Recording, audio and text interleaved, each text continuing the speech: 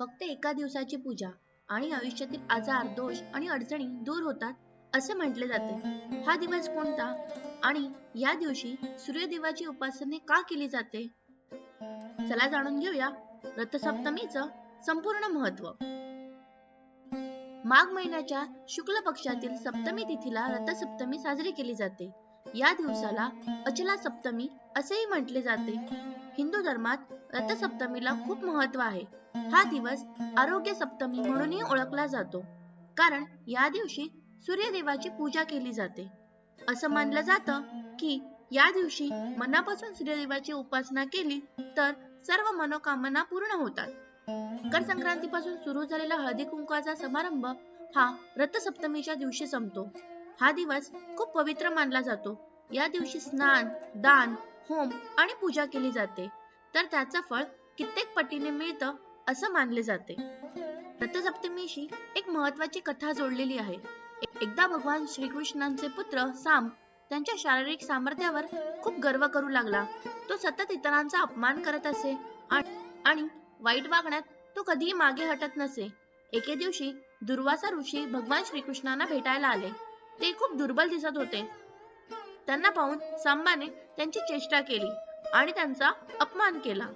सांबाच्या या वागण्याने दुर्वासा ऋषी खूप संतप्त झाले. रागाच्या भरात त्यांनी सांबला शाप दिला, तू कुष्ठरोगी होशील.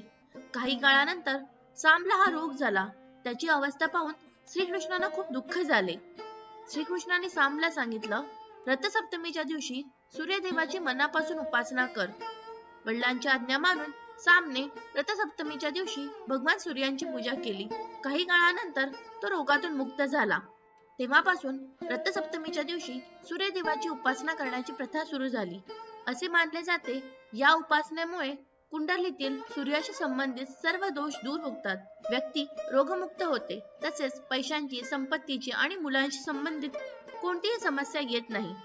रथसप्तमीच्या दिवशी सकाळी सूर्योदयापूर्वी स्नान करावे आणि सूर्याला अर्घ्य द्यावे. घराच्या बाहेर 7 रंगांची रांगोळी काढावी. रांगोळीच्या मध्यभागी 4 मुखी दिवा लावावा. सूर्यदेवाला लाल रंगाची फुले, रोली, अक्षत, दक्षिणा, गूळ आणि चणे अर्पण करावेत. दिवसभर गायत्री मंत्र किंवा सूर्य मंत्राचा जप करावा. आदित्य हृदय स्तोत्र वाचावे. या दिवशी जमले तर गहू, गूळ, तीळ, लाल कपडा आणि तांब्याची भांडी एखाद्या गरीब व्यक्तीला दान करावी. रथसप्तमी हा केवळ एक सण नाही, तर सूर्यदेवाशी नातं जोडण्याचा दिवस आहे. आरोग्य, श्रद्धा आणि सकारात्मकतेचा हा दिवस आपल्या आयुष्यात नवीन ऊर्जा घेऊन यावं. माहिती आवडली असेल तर लाईक करा आणि अशाच महत्त्वपूर्ण दिवसांसाठी चॅनलला सबस्क्राईब करायला विसरू नका. धन्यवाद.